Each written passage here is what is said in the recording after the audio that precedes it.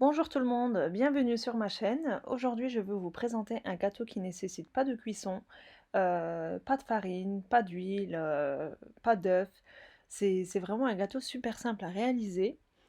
J'espère que cette vidéo vous plaira. N'hésitez pas à me le dire en commentaire et bien sûr à reproduire cette recette et j'attends également vos retours concernant cette recette. D'ailleurs, pour les fêtes, vous pouvez très bien réaliser ce gâteau. Je vous assure qu'il fera son effet autant au visuel qu'au goût. Donc, il est vraiment excellent. Donc, si vous le souhaitez, on peut passer à la recette. Pour cela, on va commencer par préparer notre crème. Alors moi, j'utilise un sachet de pudding au chocolat. J'utilise 500 ml de lait, comme indiqué sur le paquet, avec 3 cuillères à soupe de sucre. Donc je vais le faire cuire à feu doux jusqu'à ébullition, comme indiqué sur le paquet. Donc le pudding, ça se trouve en rayon aide à la pâtisserie dans tous les supermarchés, hein. Voilà, donc je l'ai cuit. Je le verse dans mon bol qui est plus large. Et tant que mon pudding est encore chaud, je vais incorporer environ 120 g de chocolat noir pour avoir vraiment un goût intense en chocolat. Mais c'est facultatif ou alors vous pouvez très bien mettre du chocolat au lait. C'est comme vous voulez. Ou alors ne pas en mettre du tout. Mais bon, si vous aimez bien le chocolat, je vous conseille fortement de rajouter du chocolat noir. Donc je mélange bien. Tant que ma crème est chaude, le chocolat va fondre à l'intérieur, comme ceci.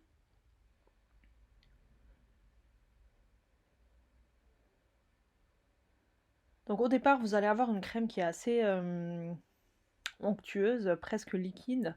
Mais ne vous inquiétez pas, on va faire une petite manipulation juste après, une fois qu'elle est refroidie. Donc là, avec le chocolat fondu, vous voyez, elle a déjà légèrement épaissi. Le chocolat noir lui a apporté une consistance un petit peu plus épaisse. Donc là, ma crème, elle a refroidi. En tout cas, elle est assez tiède, donc presque froide. Là, et entre-temps, je l'ai remuée avec le fouet hein, pour éviter qu'il y ait une pellicule sèche sur le dessus. Donc là, je vais rajouter un sachet de crème chantilly. Ça se trouve dans les épiceries turques. Mais si vous n'avez pas ce genre de produit, vous pouvez très bien rajouter une brique de crème liquide entière froide. Donc ça, j'insiste sur ça. Vous pouvez remplacer cette poudre par une brique de crème entière froide. Donc vous la rajoutez et vous mixez bien avec le mixeur, le batteur à main du moins, voilà, jusqu'à ce qu'on obtienne une crème bien ferme. Donc là vous allez voir la consistance que ça a. Donc vous aurez le même résultat avec la crème liquide, hein, donc n'ayez aucune crainte. Mais si vous avez la possibilité d'aller dans une épicerie turque, je vous conseille d'acheter les crèmes chantilly en poudre. Voilà, donc on a obtenu une très belle crème. Comme vous le voyez, elle est assez compacte, mais lisse en même temps. Donc là, j'utilise un plat carré avec un moule à charnière carré. Je vais juste m'aider du moule, donc j'utilise pas le fond. Et la base de notre biscuit va être avec des biscuits. Donc j'utilise des biscuits petit beurre, donc les classiques. Et pareil, dans les épiceries turques, j'ai acheté un paquet de petits beurre au cacao pour avoir le visuel avec les deux couleurs. Mais vous pouvez très bien le faire seulement avec les petits beurres classiques. Si vous n'avez pas la possibilité de trouver les biscuits au cacao, c'est pas un souci, vous pouvez très bien le faire avec les petits beurres normaux. Donc là, j'ai préparé tous mes ingrédients. Je vais mettre une petite couche de crème sur mon petit beurre blanc. Voilà. Et je vais le refermer avec le biscuit au cacao pour avoir les deux couleurs. Jusque là, je pense que tout est clair. Comme vous le voyez, c'est un gâteau très simple qui demande vraiment pas beaucoup de temps. Et là, je vais les disposer l'un à côté de l'autre. Bon, les premiers risquent de tomber, c'est juste le temps d'en préparer quelques-uns. Donc je prépare mon deuxième. Pareil, un petit peu de crème et je referme avec l'autre couleur. Donc au final, on obtient deux couleurs. Et la disposition, là je vais vous montrer de plus près. Il faut qu'on a à chaque fois une couleur différente. Donc jamais superposer les deux mêmes couleurs entre elles. Donc un chocolat, un petit beurre normal, un petit beurre cacao, un petit beurre normal. Voilà, donc on va les disposer de cette façon. C'est grâce à cette technique qu'à la découpe, vous allez obtenir le joli visuel avec les rayures. Voilà, donc je les dispose de cette façon. Et comme vous le voyez, à partir de 3-4 biscuits, ben, ils ne retombent plus et ils vont garder cette forme. Et les biscuits, ils ne restent pas durs, donc avec l'humidité de la crème, ils vont ramollir, car on va laisser reposer ce gâteau un petit peu au frigo. Donc n'ayez aucune crainte, les biscuits ne vont pas rester croustillants. Ils vont ramollir avec l'humidité de la crème. Donc il me restait un petit peu de crème en plus, donc je ne la gaspille pas. Je vais recouvrir mon gâteau juste le dessus en fait.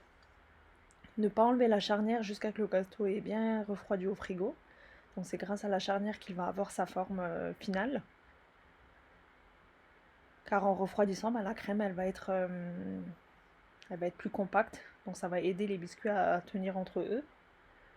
Voilà, donc je recouvre le dessus avec le restant de ma crème.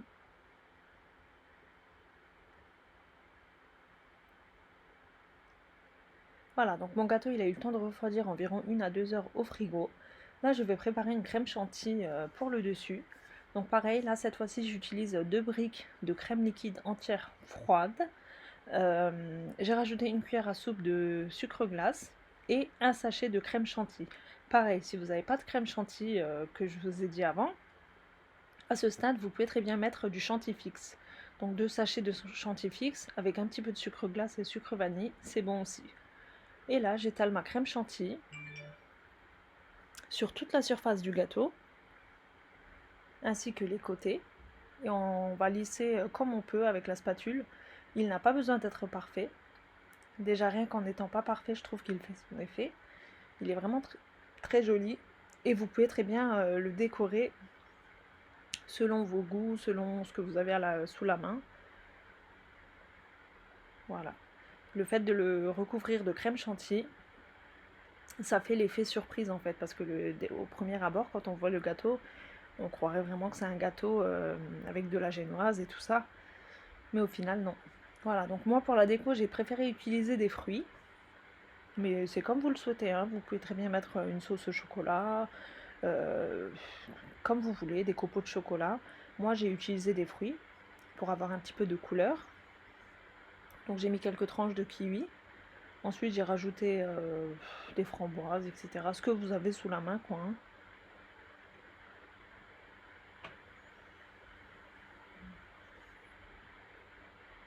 Voilà. Et à la fin, pour la déco, moi j'avais une sauce que j'avais achetée en Turquie. C'est une sauce aux fruits verts, au kiwi. Donc c'est une sorte de gelée au kiwi. Bon, c'est facultatif, mais si vous optez, si vous arrivez à trouver une sauce colorée, ben voilà, vous pouvez finaliser le décor. Ou bien s'il vous reste un petit peu de crème chantilly, vous pouvez la colorer en vert ou alors la couleur de votre choix et faire des petites décos comme de ce genre.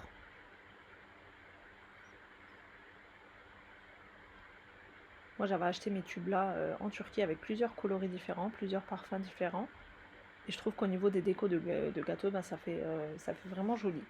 Voilà, donc notre gâteau il est prêt, du moins presque. Là sur les côtés, j'ai voulu rajouter une petite touche de noix de coco pour avoir vraiment un visuel d'un vrai gâteau travaillé en fait, alors que comme vous le voyez, on s'est vraiment pas cassé la tête sur cette recette. Mais la simplicité va faire son effet. Voilà, donc j'ai parsemé les côtés de noix de coco.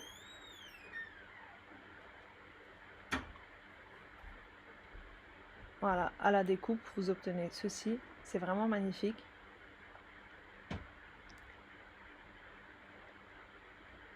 Voilà, donc dites-moi en commentaire ce que vous aurez pensé de cette recette. J'espère vraiment sincèrement qu'elle vous aura plu. J'ai hâte de lire vos commentaires, donc si vous n'êtes toujours pas abonné à ma chaîne, n'hésitez pas à le faire, ainsi qu'à activer la petite cloche. Et bah, c'est tout pour moi pour aujourd'hui. Je vous dis à très bientôt pour une prochaine recette.